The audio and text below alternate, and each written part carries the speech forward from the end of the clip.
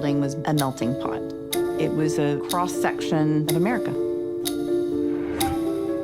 That morning, I sat down at my desk. Then everything changed.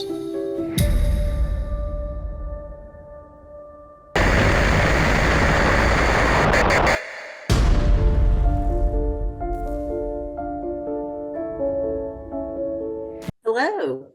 Hi, Jeff. Hi, Ceri. Hi, Amy. Thanks for joining me today to talk about Oklahoma City bombing, One Day in America from NatGeo. I appreciate your time this morning. Thank you so much. Welcome.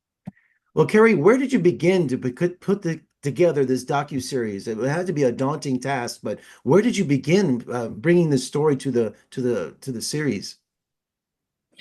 Well, first of all, I guess it was important to me. I was quite young when this happened on April 19th, 1995. And there was that realization for me that actually there is my generation and maybe even a generation before me who don't necessarily know what happened that day. And I felt like it was really important now on the 30th anniversary to try and make a bit of a historical record of what happened that day.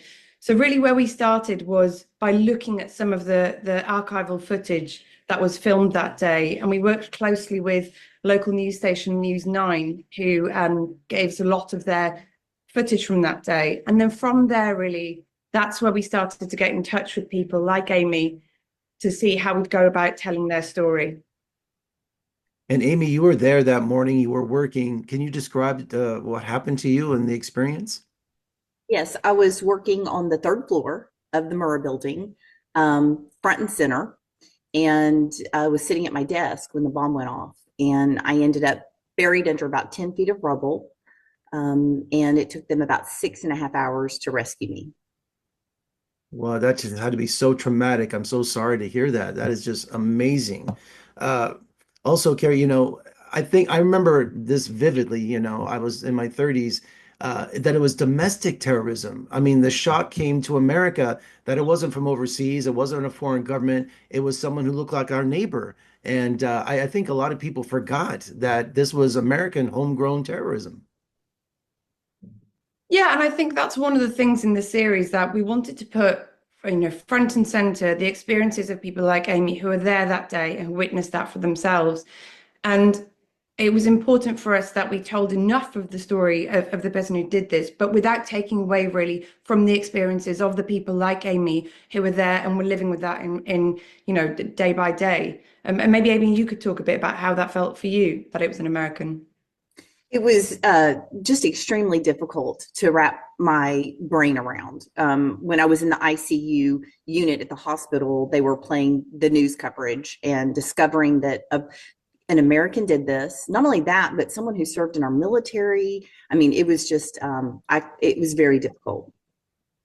And Ceri, talk about searching out your subjects for this docuseries, people like Amy, gaining their trust and telling their story. Was there an approach you had when you approached people to interview them? Yeah, I think everybody who appears in the series, in the interviews, also appear at some point in that archival footage. And that was quite important for us because I think what I wanted to do was to make people feel as much as possible like they were there that day, because I do think the best way to understand something is to feel some of those experiences that people like Amy had that day. So once we started having those conversations, long conversations, obviously with us being here in the UK, many hours on Zoom talking to people like Amy and building that relationship, then we were able to go over to Oklahoma and really spend a whole day together, giving ourselves that time, I suppose, for everyone to feel comfortable, but also for us to really, maybe explore some things that people haven't really talked about in the last 30 years and to really give the time and space to do that. And Amy, I know it's been 30 years, but does it feel, dealing with trauma like it happened yesterday? And how did you take a tragedy and turn it into a positive all these years? Yes, sometimes it does feel like yesterday. Afterwards, I was so grateful to have a second chance at life. 18 of my 33 coworkers were killed. 168 people were killed. So I was extremely grateful to have a second chance at life. And I've taken that to heart and have really tried to live my life with purpose and intention all these years, to not have regrets when the time comes to face death again one day. Well, ladies, congratulations on an important story. And Amy, I congratulate you on your courage and your determination. And thank you both for talking to me this morning. And good luck with the docuseries. Thank you so much. Thank you.